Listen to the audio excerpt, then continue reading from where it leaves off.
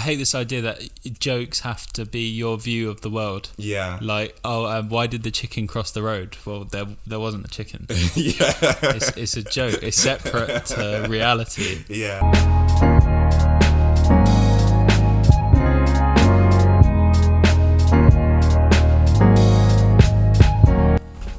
Hello and welcome to another episode of Let's Talk About It. Today we're watching a video by Johnathan and it's called Woke Utopia. We've already seen it, so this isn't like a surprise reaction to us, but we're going to talk about a few ideas he drops in the videos, and yeah, let's just dive into it. The firing of Rebecca Long-Bailey has reignited the row over anti-Semitism in the Labour Party. As Keir Starmer battles to keep his party from civil war, the left contingent of the Labour Party threats... Hang on. I'm confused. It's still such an odd phrase to me. You know, the left-wing contingent of the Labour Party. If one of your own is getting fired for essentially posting on Twitter an article from The Independent, then you've won. The culture war is over. Victory. It's what you've always wanted. People losing their jobs for retweeting the wrong opinions. Exactly the same people that have their pitchforks primed for any careless slip of the tongue or unthinking moment online. They're up in arms. Well, you f***ing shouldn't be, because this is the world that you created. You can't have it both ways. So let's quickly talk about that, that post he's talking about. Yeah, so basically what happened is Rebecca Long-Bailey shared an article, I think it was an interview with an actress. I can't remember the actress's name. But one of the things that this actress discussed is the idea that the Israeli government taught the police the technique that they then used on George Floyd to kill him. Okay. So this was in a way, it's like a controversial kind of thing to repost. Yeah, but the thing is that no one knows whether the reason she reposted it was because of this bit, because it was quite a long interview. Yeah. So okay. Who knows what part of the interview was what she liked. Yeah, so it's just maybe she liked the interview overall, and then people said the fact it just has this bit, you should get fired for it, and she actually got fired for that. Yeah, that's my understanding. Yeah.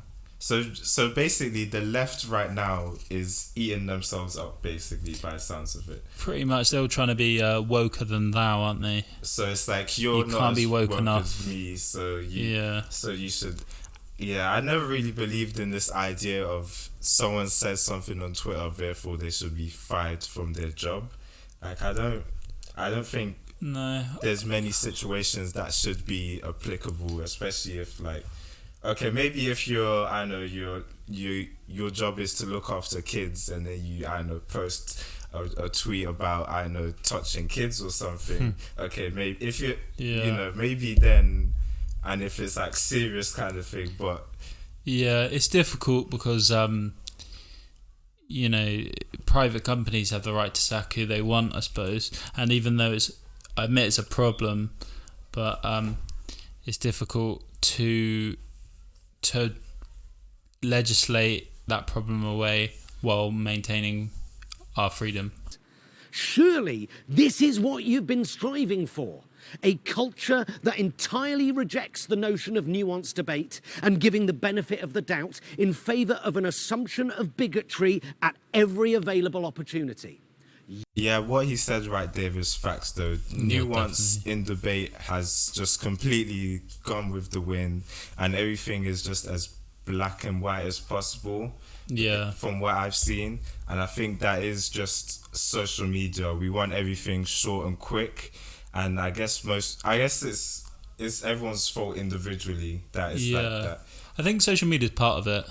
Yeah. But it's no one then goes to go, okay, let me look further into this. How valid or how true is this? Or, folks, a good example is J.K. Rowling.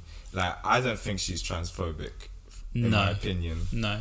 But people just label her as that. and then other people see that label and just go, yeah, she's transphobic, and they haven't really looked into her actual ideas or reasoning behind it. And you know, I guess you could still see what she's arguing and go, yeah, transphobic. But at least, you know, you've taken that. Debate her points. Yeah. That's another thing. It's like, if someone says something that you don't agree with it, we instantly label them as something. Yeah. Instead from actually address or tackle their ideas. Yeah, I was thinking today, like, do you remember Nick Griffin and like the BNP and stuff? Yeah, I remember the BNP. Who was Nick Griffin? Was he? He was the lead of the BNP, okay. I remember there was just generally in the country there was, you know, not huge, but there was growing support of Nick Griffin and the BNP, and they had him on Question Time, and all that support just disappeared because he just went on and was an idiot. It was just being done. Now, I appreciate that if you look at some of the things I'm quoted as having said in the Daily Mail Day and so on, I'd be a monster. Those things are outrageous lies. Which is the untrue quote that's been said about you? The Holocaust denial, possibly? The vast majority of them. Far too many to go into, but... All right, let's just go to denying the Holocaust, Francis. Did you deny the Holocaust? I Yes, do not you have did. a conviction for Holocaust denial. But you did deny it. Why are you smiling? It's not a particularly amusing issue. I was very critical of the way in which the Holocaust was, and is, in fact, abused to prevent serious discussion over immigration. Just you say you're misquoted. Ethnicity. I want to see Britain become... Wait. Ethnicity. Please, ethnicity. I want to see Britain become 99% genetically white, just as she was 11 years before I was born, on race, right? Mixed marriages.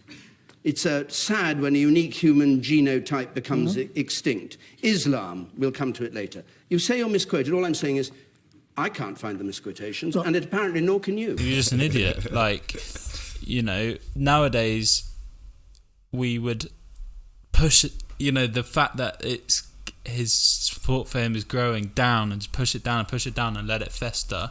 But then, they let him on, and just overnight, just his support just went. Yeah, that's quite an interesting thing though with how social media acts. Like the actual social media platforms themselves, like Twitter, Facebook, YouTube, I guess, as well. Yeah, how they believe the way to stop these ideas is by pushing them down. But like as you're saying, you just push them down, and it's like a seed, really. You can't stop the seeds growing by pushing it under the ground. That's the perfect place for it to grow. Exactly. Yeah. And if you actually put a light to it and look at their points and arguments and say where they're wrong, you know, then you could, people who were looking to support them will go, actually, yeah, maybe their idea is not right. But if you never actually tackle their ideas and just say they shouldn't be heard at all, then the people who follow them don't actually have a counter argument. They just go, oh, see, our ideas must be more right now, because they don't want people to hear it because it must be so true, kind of thing. And that's how you have all these conspiracy theorists, and that's how you have these people who are so racist. I suppose I completely agree, but to play devil's advocate, of course, I suppose some people would say that so someone's got this disgusting opinion, and they're spouting it and other people are hearing it. If you close them down, then that prevents some people hearing it and that idea potentially spouting up in them. Any thoughts? In a way, yes, but it's like the internet's so huge. There's so many new platforms. There's the dark web. These people find a way to communicate. If you have that point of view, you will find that person again. Like, what's the name of that? Oh, I'm so bad with names, but it was this guy who he's always shouting on the fucking microphone. Like, I feel so for his microphone. Oh, Alex Jones. Yeah, he got banned. That's funny that I got that from just shouting. Yeah, yeah. He's talking about shouting as Alex Jones. Yeah, yeah. He's just he apparently what happened with him was that there was a shooting and he said the whole thing was a hoax and yeah, he's a weird guy. So YouTube banned him because people were saying how could your child died in that shooting. But that guy thinks there's like interdimensional child molesters on the moon. Like, is that someone we need to ban, or is that someone we need to just go? Yeah, just go. He's a fucking idiot if you don't see that. And for you to ban him further kind of validates him, because if big corporations are saying his ideas are so dangerous, all his fans see that and go, oh, he must be right on something. Yeah, he must have been onto something. That's why they banned him. And then he just made his own website. He's now probably making more money from it because they pay to see his videos instead from being relying on YouTube ad revenue. You've just kind of empowered the beast. You haven't you haven't slowed his ideas down. That's why freedom of speech is so important. The only way to defeat bad ideas is with good ideas. You can't shut them down. You can't make them run away. You can't kill them because history, people tried to kill ideas they didn't agree with, like literally kill the people. But you didn't kill the idea, you killed the person. I suppose the only way to get rid of bad ideas is with good ideas.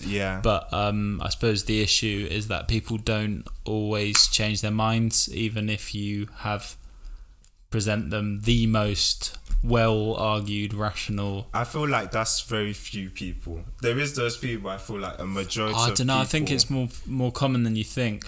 I think we all do it. I feel like everyone's quite, they have their biases and the way of seeing things. But I feel like maybe I feel like if you sit down and speak to someone, and it's not you trying to show them how stupid they are, or it's you trying to, first of all understand what their point is, and then break down why their idea might not be right, but where they might be right in their argument, then I think definitely I agree. You could be more persuasive, like that guy who goes around making friends with KKK members, the black guy, Daryl David. How many members of the KKK have you stopped being members? I would say maybe directly between 40 and 60 people. Indirectly over 200. Okay. Yeah. So how does one go about changing the mind of a racist? By learning as much as you can about that ideology. I realize that not everybody's going to change. Yeah. There are going to be those people who will go to their graves being hateful, violent, and racist. And they'll just have to go that way. Yeah. But there are other people who are more ignorant. Ignorance can be cured. When two enemies are talking, they're not fighting. They're talking. They might be yelling and screaming and disagreeing and beating their fists on the table to drive home a point. Yeah. But at least they're talking. It's when the talking stops that the ground becomes fertile for violence. So we want to keep the conversation going. A lot of times we don't agree with everything, but at least he respects me to sit down and listen to me. And I'll respect him to sit down and listen to him. Respect is the key. Sitting down and talking, not necessarily agreeing, but respecting each other to air their points of view. Because of that respect and my willingness to listen and his willingness to listen to me, he ended up leaving the Klan, and there's his robe right there. I am a musician, not a psychologist or sociologist. If I can do that, anybody in here can do that. He's what makes what he does work is because he doesn't believe they're their ideas. He believes they're humans first with just some bad ideas. And I think that's how you persuade them. But if you shout at someone like your ideas are bad, you're further just putting them into their ideas.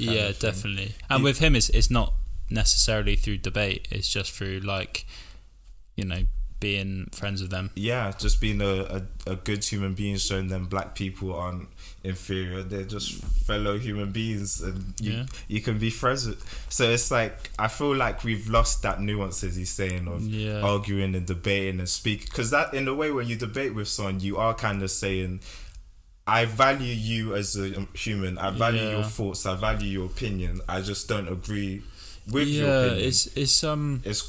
It's quite a mature thing to do. It's quite I feel like it's quite it's the most tolerant thing to do, to talk with people you don't agree with. Yeah, definitely. No, I fully agree. I'm happy to talk to anyone I don't agree with. It's difficult, obviously, so like, because you mentioned social media earlier on, like, if you are that guy that tweets everything you think, as some people are, then it's hard to ever have, no one's going to forget it because it's there on record, and people are not too quick to forgive either, so that is something part of the problem.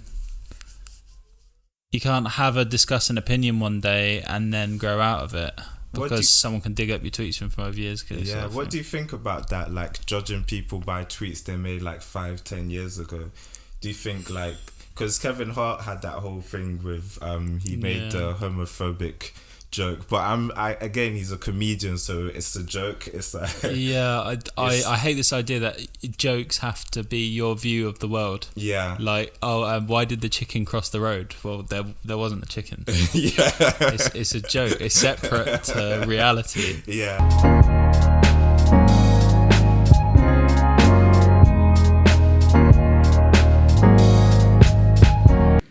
I am a musician, not a psychologist or sociologist. If I can do that, anybody in here can do that.